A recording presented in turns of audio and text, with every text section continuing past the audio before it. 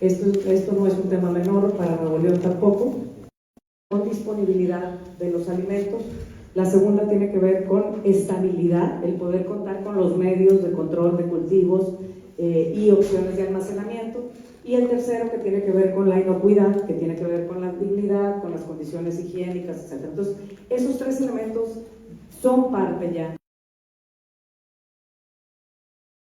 proponer cómo distribuir los alimentos, de qué forma, cómo evitar el desperdicio y demás. Entonces, el tema para nosotros es cómo erradicar la pobreza alimentaria en nuestro estado, que nos lleve a proponer y a blindar un programa como Hambre Cero a nivel nacional. Porque, como ya lo dije, no es menor, estamos hablando de 35 millones de personas en México. Si no empezamos por lo básico, que es que las personas puedan comer, pues entonces, ¿qué estamos pensando? ¿No? Entonces, para nosotros blindar Hambre Cero tiene, digamos, tres caminos. El primero tiene que ver con la reducción de desperdicios, un tema que no es menor en México. Estamos hablando de millones de toneladas desperdiciadas. Se está haciendo ya un estudio de la cantidad específica de desperdicio en Nuevo León, porque no se tiene datos específicos, y si no tenemos datos específicos difícilmente podemos hacer una estrategia, pero estamos hablando de millones de toneladas desperdiciadas que generan que ese alimento no se pueda redistribuir para las personas que no tienen alimento, pero al mismo tiempo generan emisiones a la atmósfera muy contaminantes. Entonces, este es un tema muy importante como el primer camino de Hambre Cero en Nuevo León. El segundo tiene que ver con la atención. Definitivamente hay personas que sí o sí tenemos que atender. Las infancias, las adolescencias, las personas mayores, las personas con discapacidad. Y para eso, aquí en Nuevo León se estableció todo un mecanismo, tanto en la zona metropolitana, donde está la mayoría de las personas en circunstancia de pobreza alimentaria, como en la zona rural, en donde también ya se tiene con el Banco de Alimentos todo un trabajo. Y el tercero es la autosuficiencia alimentaria. ¿Cómo logramos que las personas puedan producir sus propios alimentos? ¿Cómo las capacitamos? ¿Cómo implementamos programas de proyectos productivos que nos ayuden a generar, que les permita a su vez poder tener el alimento? Entonces, este sistema, que no es llevar despensas a las familias, porque en ningún momento eso es el proceso. Cuando me decían de Hambre Cero, bueno, pues que es que llevar despensas, no es un tema de llevar despensas, es un tema de erradicar la pobreza alimentaria. 2.0 en Nuevo León, en donde se suma el gobierno, en donde se suman las empresas, en donde se suma el Banco de Alimentos y todas las organizaciones de la sociedad civil, los medios de comunicación, la academia. La academia ha jugado un rol fundamental en este proceso, en donde hay toda una gobernanza. Se pudo reducir la pobreza alimentaria en Nuevo León a la mitad. Entonces, sí funciona. El tema es, uno, cómo se erradica en Nuevo León y cómo se hace sostenible en el tiempo. Y segundo, cómo podemos lograr blindar este programa a nivel nacional. Ya están las bases sentadas, el tema es que lo podamos lograr en base a una ley que así lo faculte. Así que de eso se trata nuestra primera propuesta, que tiene que ver con la seguridad alimentaria, blindar el programa Hambre Cero a nivel país. Miles de personas tendrían que dejar sus empleos para cuidar a su ser querido. O bien, hoy por hoy, también es preciso la carga que tienen estas personas, que desempeñan un rol crucial en el cuidado de familiares o de alguna persona que así lo requiere, con alguna enfermedad. Las labores de cuidado en México no son remuneradas. Deben de dejar de trabajar para dejarse cuidado, deben de dejar de estudiar en muchas ocasiones. Y eso impacta su ingreso familiar, primero que nada, pero también impacta el progreso de su vida. Según diferentes estudios en México, se estima que alrededor del 10% de la población total del país se dedica a estas labores de cuidado. Si hacemos este ejercicio y lo sustraemos a un estrato de Nuevo León, estamos hablando de que alrededor de 500,000 personas tan solo en nuestro estado se dedican a las labores de cuidado. Aquí es importante reconocer que el gobierno del estado de Nuevo León ya da un apoyo económico a muchas personas cuidadoras aproximadamente unas poco menos que se tiene mínimo que duplicar.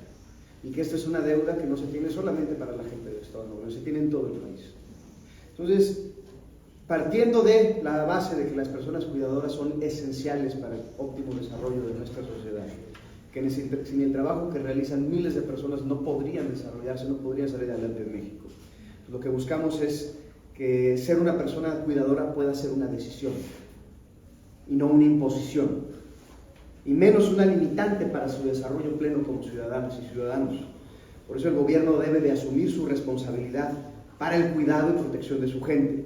Por eso no es suficiente nada más con reconocer las labores de cuidado, se tienen también que redistribuir adecuadamente y se tienen que remunerar.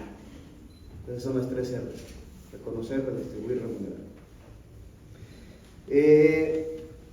Y que las labores de cuidado no se hagan solamente por necesidad, sino porque la gente quiere cuidar. De esta manera estamos proponiendo un sueldo para las personas cuidadoras, es decir, es un pago directo por esos servicios, no es un apoyo asistencialista nada más. Estamos poniendo a la gente que ya está trabajando en cuidar, realmente a trabajar de una manera formal y remunerada. Que nadie tenga que sacrificar su independencia económica, que nadie tenga que sacrificar su desarrollo pleno o su autonomía para poder cuidar de un ser querido. Pues el sistema de cuidados es una deuda pendiente para todo este país. Este es un primer paso para poder garantizar que haya un piso parejo en México. Y no es, de nuevo, algo asistencialista, simplemente remunerar a las personas cuidadoras por un trabajo que en su mayoría ya están haciendo. Entonces es un tema de movilidad social, genuinamente. Este es un tema de generar oportunidades, es un tema de generar desarrollo económico para las personas cuidadoras, que tendrían ese acompañamiento, no nada más financiero, pero incluso también técnico. Es decir, te capacitamos para que puedas ser un profesional del cuidado en este país.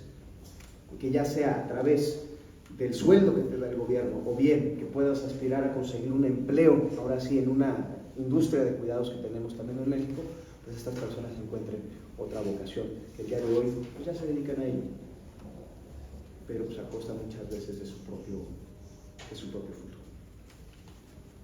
Para darle un doble clic a lo que está planteando Luis de este Sistema Nacional de Cuidados, doy 2 datos antes de darle ese doble clic. En México hay cerca de 31 millones de personas de 15 años o más que brindaron algún tipo de cuidado de acuerdo al INEGI. De esos 31 millones de personas, el 75% son mujeres y no reciben ninguna remuneración por su servicio. Entonces es un tema mayúsculo, porque ¿qué estamos viendo cuando vamos a nuestras giras?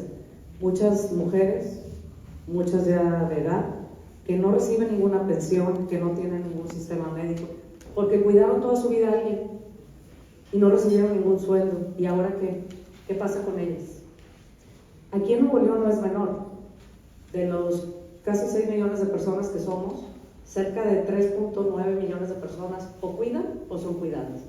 Estamos hablando de un porcentaje enorme de personas que podrían estar atendiéndose de esta forma. Entonces, para poder realmente atender este tema de tener un sistema nacional de cuidados, que dicho sea de paso tiene más de 4 años atorado en el Senado y que nosotros vamos a ir a desatorar allá, principalmente por un tema económico, porque requiere de un tema presupuestal muy importante, pero yo creo que puede haber etapas y no se ha concebido así, y gradualidad, ¿no? De por dónde empezamos: infancias, personas mayores, personas con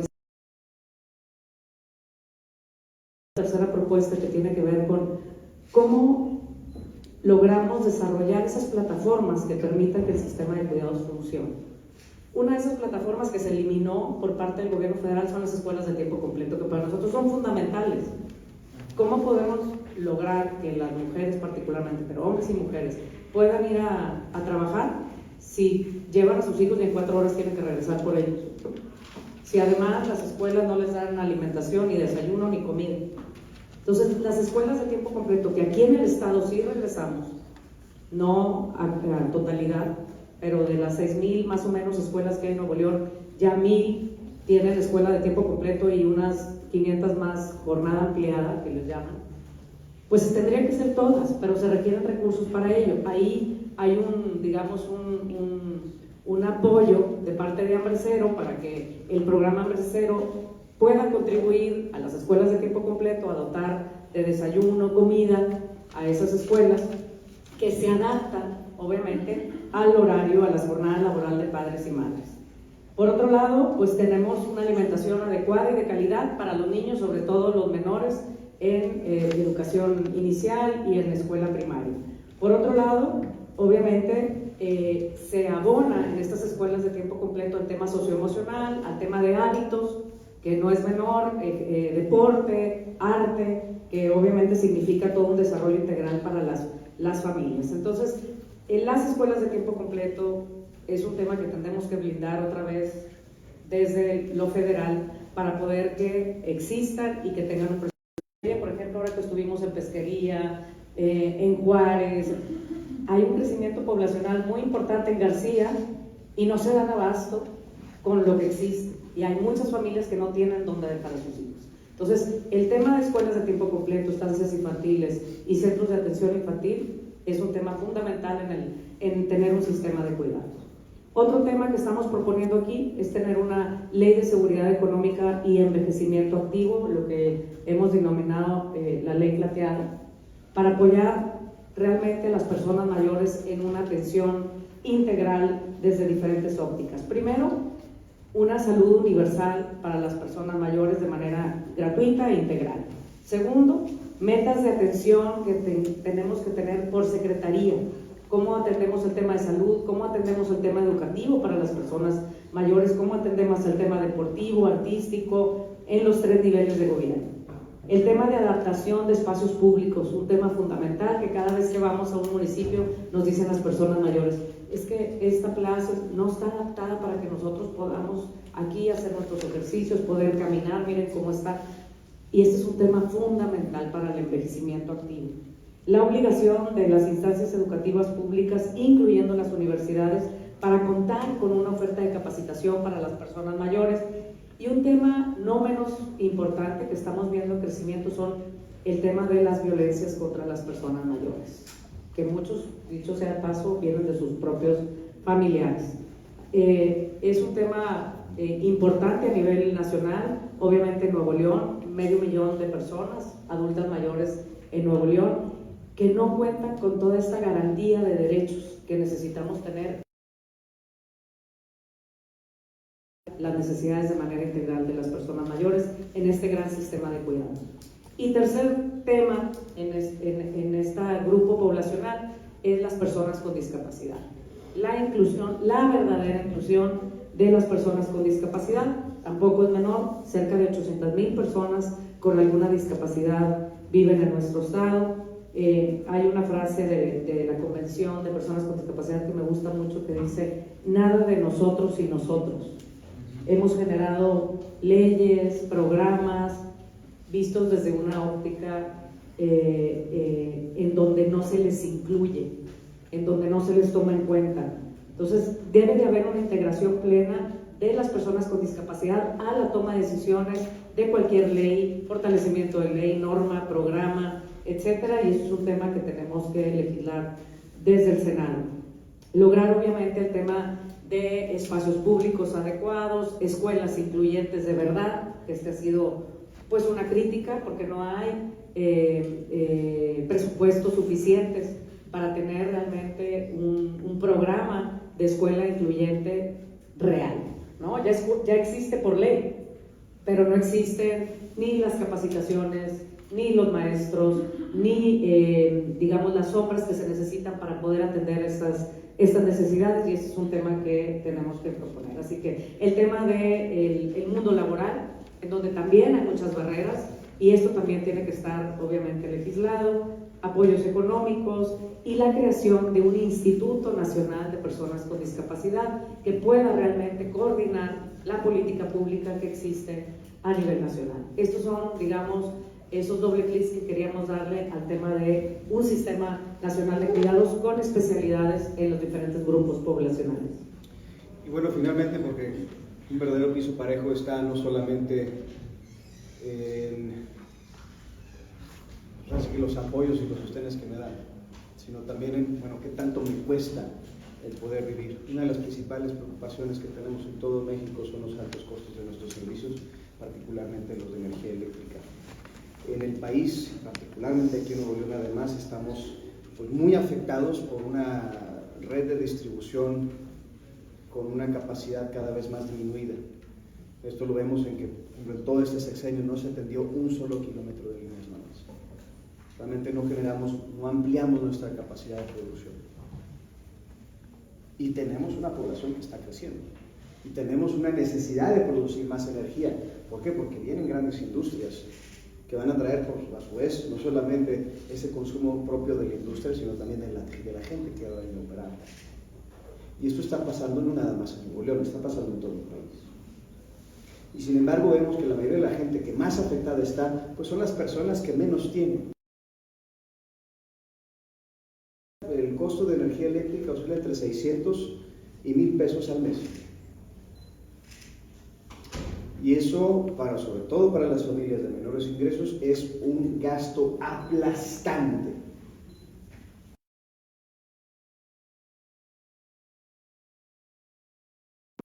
Además de que todo esto pues, es una dependencia a energías pues, no renovables, que además son desastrosas para el medio ambiente y lo estamos también padeciendo. Entonces, para abordar esta situación y promover la equidad al acceso de la energía, proponemos que la política energética en el país permita que los estados, pero particularmente los municipios, sean capaces de generar energía limpia y a su vez trasladarlo a un usuario final, de manera comunitaria. Es decir, energía accesible para su barrio, o el concepto formal, como se le llama, es energía solar comunitaria. Los beneficios de esta propuesta es que primero que nada van a reducir los costos. Al generar limpia a nivel local se pueden reducir mucho los costos asociados con la distribución de energía, lo que podría traducirse en tarifas mucho más bajas para los consumidores. Obviamente abona a un desarrollo sostenible porque la promoción de las energías renovables, ustedes lo conocen perfectamente bien, contribuye a la reducción de emisiones de gases de efecto invernadero y más en un contexto global en donde la electrificación es cada vez más inminente para poder tener energía y para poder tener también movilidad. Bueno, ahora sí que de nada nos serviría que todos los vehículos fueran eléctricos si la luz sigue siendo generada con combustible fósil.